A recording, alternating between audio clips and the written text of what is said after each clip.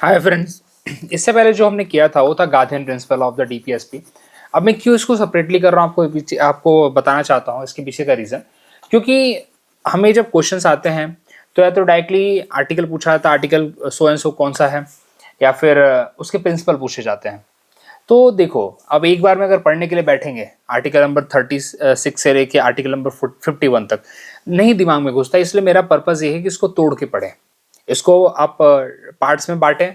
जैसे पहला वीडियो मेरा था जो गार्डियन प्रिंसिपल पे था, जिसके अंदर हमने 6 टोटल डीपीएसपी की, जो आपको रिवाइज भी करा देता हूँ। चलिए अभी इसको शुरू करने से पहले ही एक था आर्टिकल नंबर 40 जो विलेज पंचायत से था, आर्टिकल नंबर 43 जो कि कॉटेज इंडस्ट्री सेटअप करने के लिए था। इसको अपने हिसाब से कीवर्ड्स दिमाग में रखिए। जरूरी नहीं है कि आपको पूरा का पूरा लाइन याद चाहिए, नहीं याद रखना है और नहीं याद होना भी चाहिए। इतना कैसे याद रखोगे आप, लेकिन आपको कीवर्ड्स दिमाग में होने चाहिए। 43 याद है तो कॉटेज इंडस्ट्री की बात है। कॉटेज इंडस्ट्री कहाँ पे बात करेंगे यार, हम विलेज लेवल पे ही बनाएंगे ना। गांधी जी किसको प्रमोट करते थे? चरखा को प्रमोट करते थे, याद है ना आपने अगर हिस्ट्री पढ़ी होगी तो। अभी आर्टिकल नंबर 43 भी क्या था? कोऑपरेटिव सोसाइटी, जो कि हमने अमेंडमेंट के बाद ऐड किया, 97th अमेंडमेंट एक्ट, जिसको हमने फंडामेंटल राइट में भी ऐड किया था। Formation of the cooperative society is a fundamental right, और पार्ट 9B में उसको रखा गया है।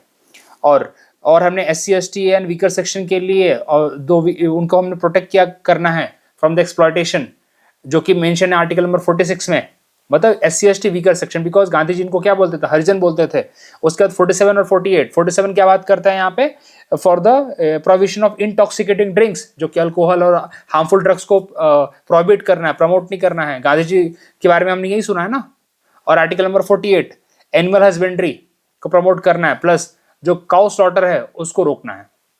तो देखिए बहुत सिंपल हो जाता है, कीवर्ड्स दिमाग में रखना है और चीजों को रिलेट कर लेना है, बस ज्यादा कुछ नहीं करना। अब यहाँ पे बात करते हैं जो हमारा लिबरल एंड इंटेलेक्चुअल प्रिंसिपल्स हैं उसके ऊपर, जो डीपीएसपी बेस्ड है। देखते हैं कितने डीपीएसपी हैं और हमें देखिए कैसे लर्न करना है इसको। इन्फॉर्म सिविल कोड अभी देखिए बहुत इंपॉर्टेंट है आज के लिए, वेरी वेरी इंपॉर्टेंट है, क्योंकि अभी रिसेंटली जो उत्तराखंड की गवर्नमेंट ने इसको इंप्लीमेंट किया। तो मेरे हिसाब से क्वेश्चन बन सकता है डीपीएसपी मैच द फॉलोइंग में भी काफी बार पूछा जाता है। तो इन्फॉर्म सिविल कोड कौन से आर्टिकल में है? क्या इसके ऊपर पार्लियामेंट लॉ बना सकती है कि स्टेट लेजिस्लेचर लॉ बना सकता है? तो जहां पे भी लिखे स्टेट, ये दोनों लॉ बना सकते हैं। पार्लियामेंट भी लॉ बना सकती है और स्टेट लेजिस्लेचर भी इसके ऊपर लॉ बना सकता है। The state shall endeavour to secure for citizen uniform civil code throughout the territory of India. तो यहाँ पे पूरे इंडिया में इन्फॉर्म सिविल कोड लाने की बात की गई है अंडर आर्टिकल नंबर 44। ये बहुत बार पूछा हुआ है, कोई पहली बार का क्वेश्चन नहीं है ये बहुत बार पीआईक्यू है, मतलब 100-150 बार ये पूछा हुआ है। अगर आप जब से एक हमारा सी चालू हुआ है ना, आप देख लीजिए स्टेट पीसेस तो पता नहीं कितनी बार, न जाने कितनी बार पूछा हुआ। अगर हर एक स्टेट पीसेस के 20 साल के क्वेश्चन मिला दिए ना, तो 15 क्या बोलते हैं 100-150 बार क्वेश्चन मिलेगा आपको एटीपीएससी के ऊपर। चलिए अगला है, देखिए इसको तो ऐड किया गया था। जो यहाँ पे चाइल्डहुड केयर की बात की गई ना आर्टिकल 45 में, इसको ऐड किया गया है 42nd अमेंडमेंट के बाद। ये भी अलग से आपको पता होना चाहिए कि 42nd अमेंडमेंट के बाद कितने हमने डीपीएसपी के अंदर अमेंडमेंट की, ये तक पूछा गया है। कितने हमने 97th के बाद किए हैं, कौन कौन से ऐसे कौन कौन से ऐसे डीपीएसपी हैं जो पहले नहीं थे लेकिन बाद में एडेड हैं। इस तरह से क्वेश्चन पूछे जाते हैं। ये क्वेश्चन पूछने का अलग अलग तरीका है। तो इससे क्या होता है, हमें जब बार बार हम रिवाइज करते हैं तो हमारे दिमाग में बैठ जाती हैं चीजें। तो देखिए यहाँ पे अर्ली चाइल्डहुड केयर के बारे में बात की गई है, जो कि बच्चे 6 साल से कम है। जो बच्चे 6 साल से कम है ना, इसको ऐड किया गया था after the 42nd amendment act. और ये वही अमेंडमेंट है जिसके बाद हमने 42nd नहीं, माई मिस्टेक, 42nd नहीं, माई मिस्टेक, इसको हमने ऐड किया था 86th अमेंडमेंट के बाद। My mistake, totally my mistake, 86 के बाद। ठीक है, तो इसको हमने 86 के बाद ऐड किया, सॉरी, क्योंकि 42nd दिमाग में चल रहा था, तो 86 के बाद इसको ऐड किया गया है। और 86 के बाद हमने एक और, मतलब 86 के साथ ही जो हमारा अमेंडमेंट था, जो आर्टिकल नंबर 21A इंसर्ट किया गया है, जिसके अंदर right to education for the 6 to 14 year of children, ये ऐड किया गया है। और यहाँ पे अर्ली चाइल्डहुड केयर की बात की गई है, जो इसके अंदर 45 के अंदर ऐड किया गया है। ठीक है, जो बच्चे 6 साल से कम है। चलिए ओरिजिनली क्या था, free and compulsory education up to 14 year था, लेकिन इसको हमने क्या बना दिया, इसको हमने फंडामेंटल राइट बना दिया। तो फिर डीपीएसपी के एसपी के अंदर हमने क्या मॉडिफाई कर दिया, बिलो 6 ईयर कर दिया। ये आपको दिमाग में रखना है। तो अगर क्वेश्चन पूछा जाए तो 86 अमेंडमेंट के बाद हमने 3 जगह पे अमेंडमेंट किया है। एक हमने फंडामेंटल राइट में अमेंडमेंट किया है, जिसके अंदर हमने क्या किया, हमने 6 से 14 साल के बच्चों को एजुकेशन की बात की। और हमने डीपीएसपी में अमेंडमेंट किया, आर्टिकल 45 को मॉडिफाई किया, जिसके अंदर हमने ये किया कि early childhood care below 6 year की बात हमने कर दी। और उसके बाद हमने फंडामेंटल ड्यूटी के अंदर अमेंडमेंट किया, जो हमने 11th नंबर की फंडामेंटल ड्यूटी की और पेरेंट्स के ऊपर ड्यूटी थोपी गई है, वो बच्चों के ऊपर ड्यूटी नहीं, हो पेरेंट्स की ड्यूटी है कि 6 से 14 साल के बच्चों को एजुकेशन के लिए भेजें। समझे आप? तो 3 जगह पे अमेंडमेंट हुआ है 86 अमेंडमेंट के बाद। चलिए अगला, ये तो वैसे यहाँ पे एनिमल हस्बेंड्री की बात की गई है, promotion of the animal husbandry in the modern and scientific line. और आर्टिकल 48 में एक जो और टर्म है, आर्टिकल 48 छोटा मोटा नहीं है, बड़ा है। देखिए यहाँ पे prohibiting the slaughter of the cow, जो स्लॉटर ऑफ द काउ वाला पार्ट है ना, ये वाला आ जाता है हमारा गार्डियन प्रिंसिपल में।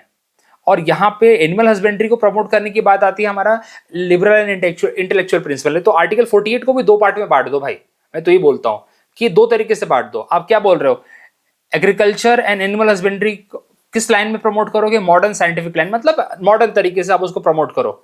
बट साथ ही साथ इस बात पे भी ध्यान दो कि आपको slaughter of the cow, carbs and other mills and dot kettles, इनको रोकना है। इनको मतलब बोलते ना कि इनको कट आउट करने से, स्लॉटर तो वही होता है यार, ठीक है, कसाई खाने मत भेजो इनको, सिंपल सी बात है।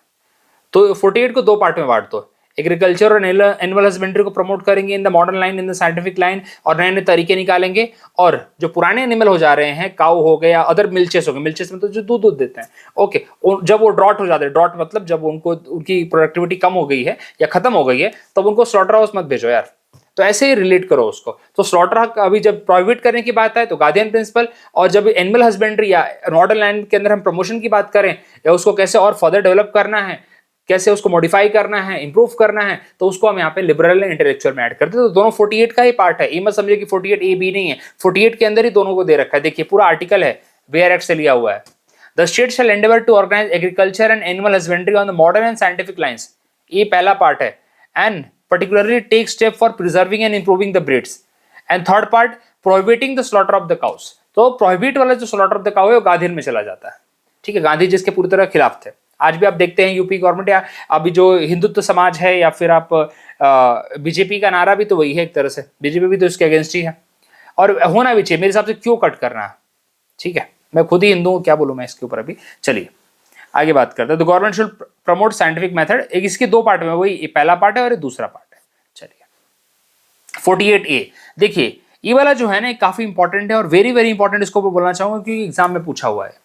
एग्जाम में आर्टिकल 48A और जो फंडामेंटल ड्यूटी है, यहाँ पे इन्वायरमेंट की प्रोटेक्शन की बात की गई, environment, forest and wild life को यहाँ पे प्रोटेक्ट करने की बात की गई, उनको इंप्रूव करने की बात की। सिमिलर काइंड का हमें मिलता है एक फंडामेंटल ड्यूटी, जिसके अंदर हम लेक्स, नेचुरल रिसोर्सेज, फॉरेस्ट को हम कंजर्व करने की बात करते हैं। और एग्जाम में पूछा हुआ है कि इन्वायरमेंट प्रोटेक्शन के बारे में कौन कौन से कहाँ पे मेंशन है, तो आर्टिकल 48A में मेंशन है, that is a part of DPSP, and fundamental duty वहां पे मेंशन है, ठीक है।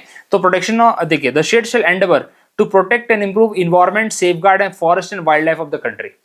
तो सेम काइंड का आपको फंडामेंटल ड्यूटी में भी मिल जाता है, जहां पे लेक्स को और इसकी बात करते हैं, प्रोटेक्ट करने की बात करते हैं, नेचुरल एनवायरनमेंट को प्रोटेक्ट करने की बात की जाती है, ठीक है। चलिए वहां पे दिया है लेक्स, रिवर, वाइल्ड लाइफ। चलिए आगे बढ़ते हैं। ये वाला बहुत बार पूछा जाता है और बहुत बार क्या करते मालूम है, इसको पुट कर देते हैं फंडामेंटल ड्यूटी में। लोगों को लगता है फंडामेंटल ड्यूटी है भाई, नेशनल इंपॉर्टेंस की जो मॉन्यूमेंट्स हैं उसको यहाँ पे डीपीएसपी में प्रोटेक्ट करने के लिए दिया है। लोगों को लगता है नहीं नहीं नहीं ये तो हमारा इसमें फंडामेंटल ड्यूटी में है, नहीं नहीं नहीं, वहाँ पे फंडामेंटल ड्यूटी में अलग चीज है। फंडामेंटल ड्यूटी में आपको रिच हेरिटेज को प्रमोट करने की बात की गई है, रिच हेरिटेज और कंपोजिट कल्चर, इसमें अंतर है दोनों में। यहाँ पे हेरिटेज साइट है, वहां पे rich heritage plus composite culture, उसको आपको प्रिजर्व करने की बात की गई है। और यहां पे देखिए हेरिटेज साइट को प्रोटेक्ट करने की बात की जा रही है, तो दोनों में अंतर है ना यार, यही कंफ्यूजन है सबसे बड़ा। आर्टिकल 48 वाला तो चलिए मान लेते हैं, वो तो साथ में चला जाता है वहां पे, लेकिन आर्टिकल 49 सबसे बड़ा कंफ्यूजन क्रिएट करता है। लोगों को लगता है हेरिटेज साइट वहां पे भी होगा, नहीं नहीं वहां पे नहीं है, वहां पे रिच हेरिटेज, हमारा जो कंट्री का जो रिच हेरिटेज है ना, कल्चर है, उसको प्रिजर्व करने की बात की गई है, समझे आप। चलिए इसको ध्यान में रखिए, क्यों बता रहा हूं, क्योंकि यही का सबसे बड़ा कंफ्यूजन बनता है। एग्जाम में डायरेक्टली पुट करके दे देते हैं production of monument and rich heritage part of the fundamental duty. हाँ हाँ बिल्कुल सही, क्योंकि हमने हेरिटेज वर्ड वहां पे भी देखा है, यहां पे भी देखा, गलती यही है हमारी। चलिए, it shall be the obligation of state to protect every monument of place or object of artistic historic interest declared by the under law made by the parliament or be the national importance from spoliation, disfigurement, destruction, removal, disclosure। कहने का मतलब है मेरे heritage site है, monument है, उसको बचाना है। किसका पार्ट है, डीपीएसपी का। और कल्चर को प्रोटेक्ट करने की बात कहां की गई, फंडामेंटल ड्यूटी में, दिमाग में रखेंगे आर्टिकल 49। ये अलग सी भी बता रहा हूं, आर्टिकल 50 ये तो मतलब वेरी वेरी इंपॉर्टेंट, 100% पूछा जाता है। और अभी मैंने आज जो वीडियो बनाया है किसके ऊपर, जो मेरे फंडामेंटल ड्यूटी राइट्स और डीपीएसपी के ऊपर जो मेरा पीआईक्यू है ना, 2 पीआईक्यू देखेंगे उसमें पूछा हुआ है। पूछेंगे बहुत बार, मैच द फॉलोइंग में पूछते हैं। स्टेट पीसेस वाले ने कितनी बार पूछा, मेरा पूरा जो पीआईक्यू की सीरीज देख लीजिए, कितनी बार आपको रिपीट मिल जाएगा उसमें। That state shall take step to separate judiciary from the executive in the public service of the state. ऐसे ही आपको याद रखना है, जुडिशरी और एग्जीक्यूटिव को कहां सेपरेशन, ऐसे ही पूछते हैं आर्टिकल 50 में। और अगला है ये देखिए, इसके ऊपर भी क्वेश्चन पूछा था। ये चारों के चारों लाइन में दे रखे थे। इसके अंदर उन्होंने देखिए बताता हूं, पहला वाला दिया था इंटरनेशनल पीस एंड सिक्योरिटी को प्रमोट करेगी इंडिया, जो कि करती भी है। हम यहाँ पे ऑनरेबल रिलेशन और एक अच्छा रिलेशन बनाएंगे दूसरे नेशंस के साथ में, एक फ्रेंडली रिलेशन बनाएंगे, हम उसकी भी रिस्पेक्ट करेंगे। म्यूचुअल टेरिटरी को, मतलब उनकी भी टेरिटोरियल सॉवरेनिटी को रिस्पेक्ट करेंगे, वो हमारी करे, कहने का मतलब ये है। जैसे हमने पंचशील एग्रीमेंट साइन कर रखा है विद चाइना, वो किया था नेहरू जी ने।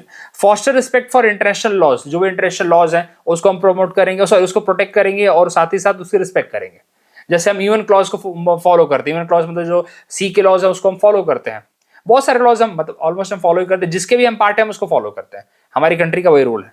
और इंटरनेशनल अगर डिस्प्यूट है तो उसको आर्बिट्रेशन के थ्रू हम सॉल्व करेंगे। कहीं पे भी यहाँ पे यूएन रिजोल्यूशन की बात की है क्या, कहीं पे भी यहाँ पे यूएन रिजोल्यूशन है, यूएन के पास फोर्स भेजने की बात की गई है क्या? नहीं, यही एग्जाम में क्वेश्चन पूछा हुआ था कि भाई यूएन के थ्रू बाई फोर्स हम यहाँ पे करेंगे। नहीं, यहाँ पे कहीं पे यूएन और बाई फोर्स के थ्रू कहीं बात ही नहीं की गई है। यहाँ पे कायदे से 4 बात की गई है और यही चारों पूछा जाता है। चलिए, तो हमने पूरी तरह से कितने पढ़ लिए? अभी यहाँ पे हमने पढ़े भाई 44। चलो यहाँ पे रिवाइज करना बहुत जरूरी है। यहाँ पे ले लेते हैं एक छोटा सा रिकैप लेते हैं। रिवीजन नहीं करेंगे तो यार कोई मतलब नहीं, फिर इतना पढ़ने का कोई मतलब नहीं। एक बार रिकैप करते हैं। कौन सा है? 44 uniform civil code, correct, UCC.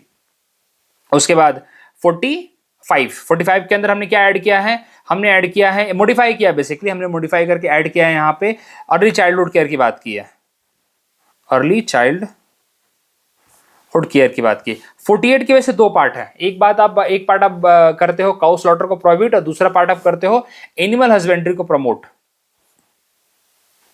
Animal husbandry का प्रमोशन है एक इसमें, ठीक है। उसके बाद 48A हमने किस में ऐड किया? इन्वायरमेंट प्रोटेक्शन की बात की है, environment protection plus wild life protection की बात की है यहाँ पे हमने 48A में, जो हमने 42nd अमेंडमेंट के बाद ऐड किया। ये भी पूछा हुआ है ना, ये बार बार पूछते हैं 42nd अमेंडमेंट के बाद कौन सा ऐड हुआ है, ये आपको उसकी भी लिस्ट दूंगा अलग से। चलिए, अभी एक और प्रिंसिपल है वो भी खत्म कर दूंगा, फिर आराम से दूंगा आपको मैं। चलिए, उसके बाद 49 था क्या? हाँ 49 था ना यहाँ पे, जिसके अंदर हम रिच कल्चर को प्रमोट, सॉरी अपने नेशनल मॉन्यूमेंट्स, देखिए मैं वापस उसमें भटक रहा था, नेशनल मॉन्यूमेंट्स को प्रोटेक्ट करने की बात की गई है। 50 वाला कौन सा है? सेपरेशन, ये तो याद होना चाहिए, separation of judiciary and executive. और 51 वाला कौन सा है? जिसके अंदर हम पब्लिक ऑर्डर, सॉरी जिसके अंदर हम इंटरनेशनल ट्रीटी को फॉस्टर करेंगे, इंटरनेशनल लॉ को के हिसाब से काम करेंगे, उस ट्रीटी जो भी है उसको हम ऑब्लिगेटरी रहेंगे, साथ ही साथ हम लोग दूसरे कंट्रीज के साथ अच्छे रिलेशन रखेंगे, ये बात बोली है ना। या फिर कोई इंटरनेशनल डिस्प्यूट होता है तो उसको हम आर्बिट्रेशन के थ्रू करेंगे, आर्बिट्रेशन के थ्रू सॉल्व करेंगे, यही सब बातें हैं। ओके, तो आर्टिकल्स भी दिमाग में रखना है, 44, 45, 48, 49, 50, 51, ठीक है। यहाँ पे बीच में 46 वाला नहीं है, 46 और 47 नहीं है। और 46 क्या है भैया? वही है अपना वीकर सेक्शन और SC/ST को प्रोटेक्ट करने की बात की गई है, सोशल जस्टिस की बात की गई है उनकी। और 47 क्या है? 47 हमारा बात करता है prohibition of the liquor, alcohol, ये दोनों गार्डियन प्रिंसिपल है, और 48 का भी है। चलिए, तो एक तरह से आपको एक फेयर आइडिया आपको मिलता है अलग से पढ़ने से। अब यहाँ पे आप दिमाग चला सकते हैं, तो ये बोल सकते हैं कि आर्टिकल 40 के बाद और आर्टिकल 51 तक, देखिए थोड़ा सा दिमाग लगाइए। अगर आपने मेरा गार्डियन प्रिंसिपल वाला भी देख लिया, अगर नहीं देखा तो बता देता हूँ। आर्टिकल 40 से लेकर 51 के बीच में कहीं पे भी क्या सोशलिस्टिक प्रिंसिपल आया क्या? अच्छा नहीं, आएगा 41 और 42 आएगा, सॉरी 41, 42, 43 ये भी आएगा, बट चलिए कोई नहीं ये उतना वर्क नहीं कर पाया। बट यहाँ पे अलग से दिमाग में रखिए 40 वाला, बाकी तो चलिए हो जाएगा। सो दैट्स ऑल, इसको आप एक बार देख लीजिएगा। मैच द फॉलोइंग एक तरह से मैंने दे रखा है, टॉपिक और प्रोविजन अलग से देखिए। Article 44 uniform civil code, article 45 early education, agriculture and animal husbandry, 48 environment, एक की पॉइंट्स है, की है हेरिटेज प्रोटेक्शन, जिसमें नेशनल मॉन्यूमेंट को प्रोटेक्ट करने की बात की गई है। आर्टिकल 45 जुडिशरी एंड एग्जीक्यूटिव, और यहाँ पे इंटरनेशनल पीस। ऐसे की टर्म्स को दिमाग में रखिए, ऐसे करिए। आपको शेयर कर दूंगा PDF प्लीज़ मेरा ज्वाइन करिए टेलीग्राम चैनल, आपको सारे PDF मिल जाएंगे वहाँ पे, और बने रहिए मेरे साथ। थैंक यू वेरी मच, मिलते हैं अगले वीडियो में। और जो हमारा सोशलिस्टिक प्रिंसिपल बचा है और DPSP के साथ जो भी थोड़े बहुत टर्म बचे हैं वो आपको कवर कर दूंगा, इसके बाहर कुछ नहीं आएगा। DPSP से आपको यही सब क्वेश्चन आते हैं। अगर डिस्प्यूट आएगा DPSP versus fundamental right, already करा रखा है, वो आप देख सकते हैं मेरे चैनल पे। आपको DPSP, आपको मेरी फंडामेंटल राइट की एक प्लेलिस्ट है, उसके अंदर मिल जाएगी। So thank you very much, मिलते हैं अगले वीडियो में।